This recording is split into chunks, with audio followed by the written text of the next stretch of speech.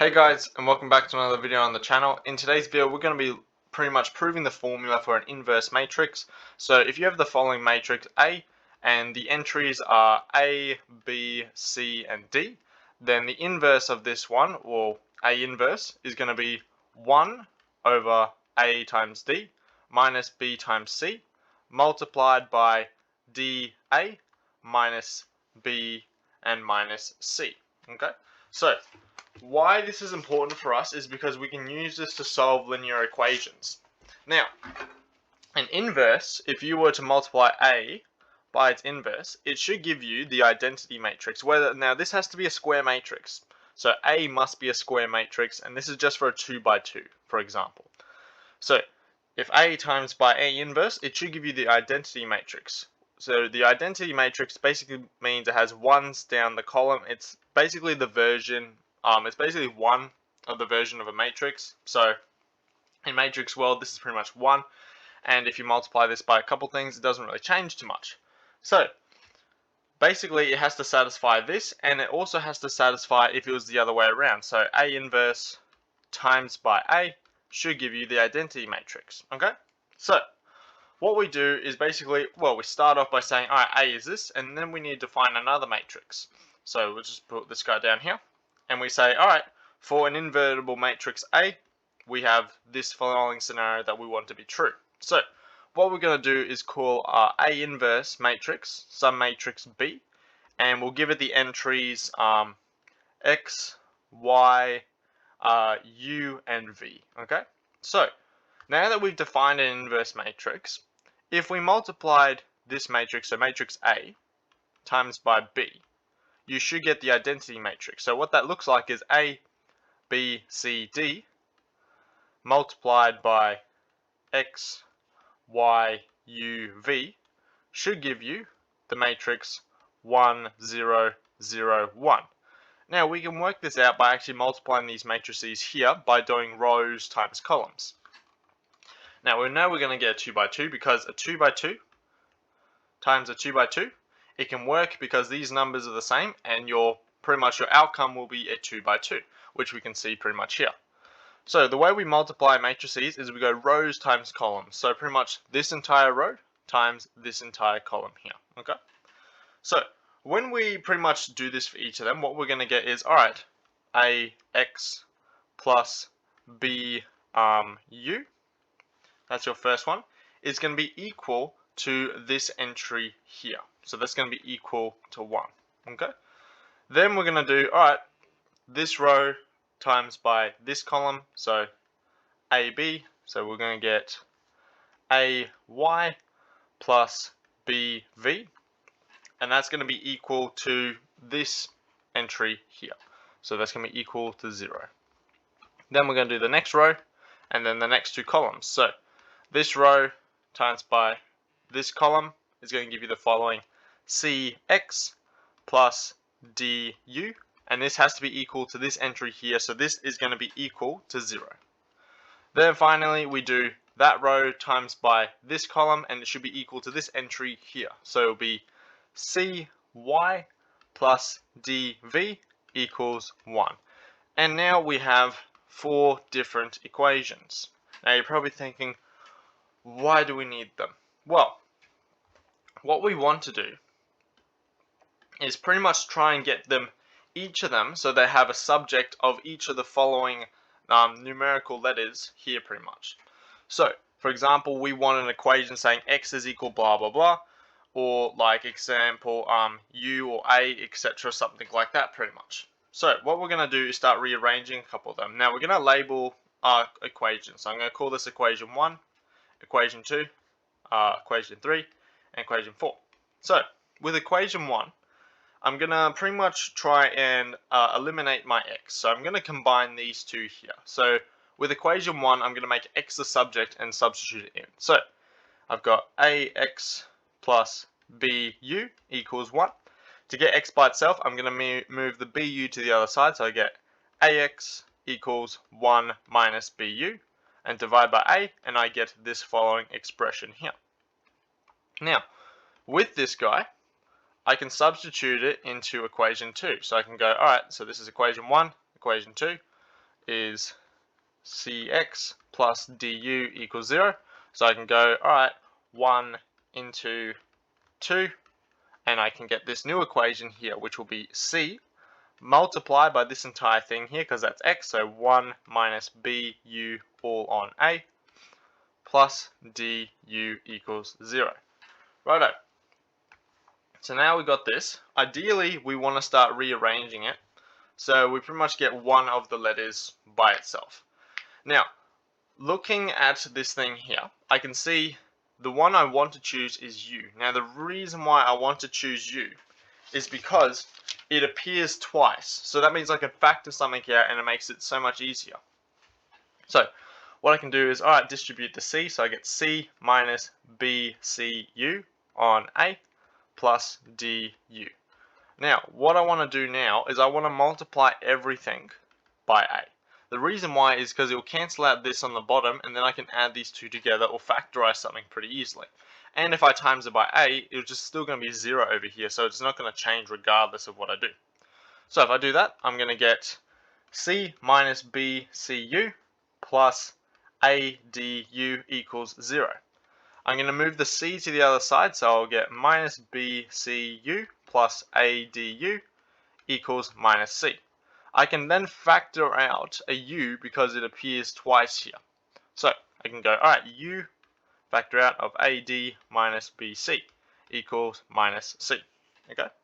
So once I've done that, I can then divide it on both sides. So I get U is equal to C on AD minus BC. Now you're probably starting to see, oh, this is from our formula above. Where is it? This one here, and that's no coincidence. That's going to pop up very shortly, actually. So now we're going to do it with the other equation. Okay, so now we got equation 2. So equation 2, where we have cx plus du equals 0. I want to find out what x is pretty much. So what I'm going to do is the exact same thing I did with equation 1, and I'm going to make u the subject. So u equals, what's that? Actually, we can do it step by step. So I can move this term to the other side and turn it to a negative. So I get du equals minus cx. Divide both sides by c, so u equals minus cx, all on d. Okay?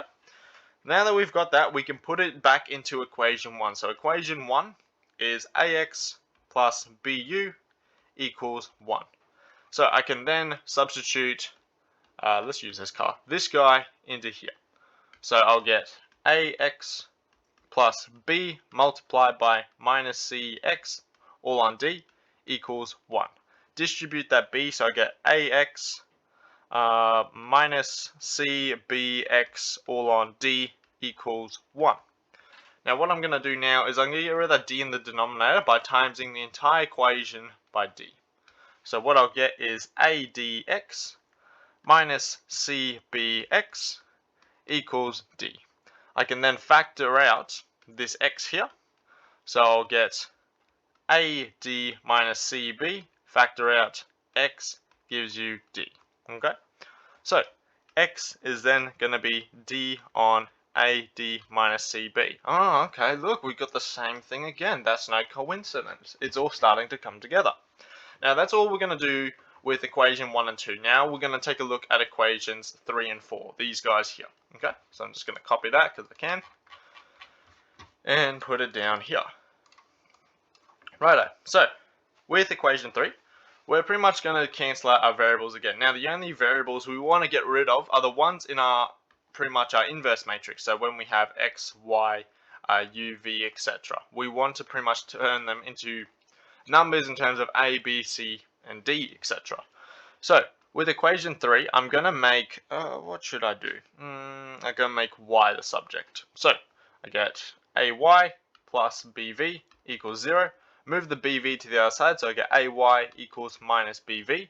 Then I can divide both sides by a, so y is equal to minus bv all on a. Okay, so hopefully you can see what I've done there.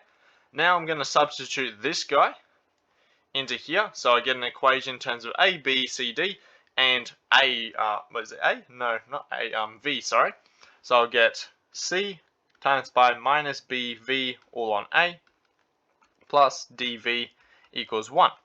Righto, what I'm going to do is distribute that c, so I get minus cbv all on a plus dv equals 1.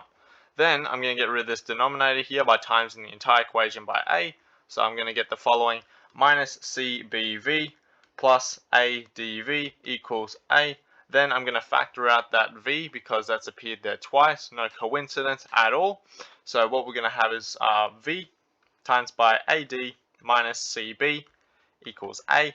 So therefore v is going to be a on ad minus cb. Okay, it's starting to appear again. Now for the last one, it's going to be a very similar situation. So, what to do? Got that, that's all good there.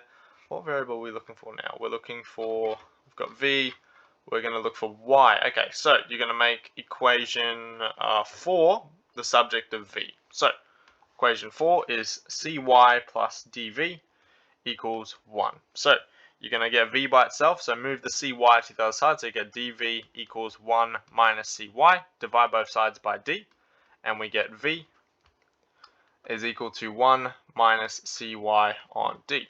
Now we take a look at equation 3 again. So equation 3 was ay plus bv equals 0, I believe. Yeah, it is. Then we're going to substitute that v in there. So this guy goes here. So we're going to get ay plus b multiplied by 1 minus cy all on d equals 0. Distribute that b to the top of that fraction, so what we're going to get is ay plus b minus cby all on d equals 0. I'm going to get rid of that d in the denominator by timesing everything by d. So what I'll get is, alright, a dy plus b minus cby that d equals 0, I believe. Yep. Move the b to the other side, so I get a dy minus cby equals minus b. Divide both sides. Oh, actually we can factor out that first, so we can go factor out that y. So ad minus cb times y is the same thing above, minus b. So what we're going to get is minus b on ad minus cb is y. Okay, so now that we've done that, we've got a couple equations in terms of each of the following expressions, which is no coincidence really at all. But we can write them now like the following. So, where are each of them? We lost them. So we've got the v1.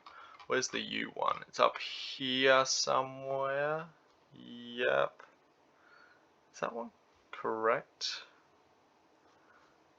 B, C. There's meant to be... Okay, I'm just going to double check this one here. There's meant to be a negative appearing. Okay, so let's do this one again. C minus BC times by A. Yeah, that's fine.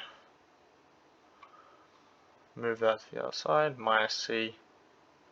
Oh, okay, I just forgot to write the minus C here. Okay, perfect. Righto.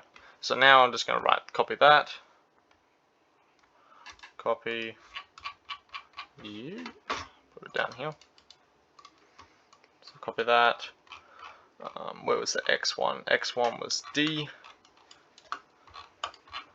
So X is D on AD minus BC. V was A on AD minus BC. And then U we've got V. We need Y. What was Y? Y was minus B on AD. Yeah. Minus B on AD minus CB. Righto, so now that we've got this, there's a reason why we wanted each of these following as the subject, because they're the entries for our matrix B. So remember, B was the matrix X, Y, U, and V, and we said this is going to be our inverse matrix. So what we can do is actually substitute each of the terms in there. So this guy can go there, this guy can go there, this guy can go there, and then let's choose a different color. This guy can go there. Okay, so if we put that in and we change B back into its original name, A inverse, we can have, alright, A inverse is equal to this. So D all on AD minus BC, and then we're going to have minus B on AD minus CB. Then we're going to have, what's down here, minus C on AD minus BC, and then we're going to have A on AD minus BC. Now we can see we can actually factor out a particular thing. We can factor out 1 over this expression here. Now this is what we actually call our, what's it called? Determinant. Yeah. So we have factor that out. A inverse is 1 over AD minus BC, and we get D minus B minus C and A. And that is the formula for the inverse matrix. Okay? So if you have the matrix ABC, so A is A, B, C, D. Now these can be any entries. These are just letters representing numerical values. You can work out the inverse matrix by using this formula here. Okay, if you have any questions of what I've done in this video or confused about anything, leave something in the comments and I'll see you in the next one. Thanks.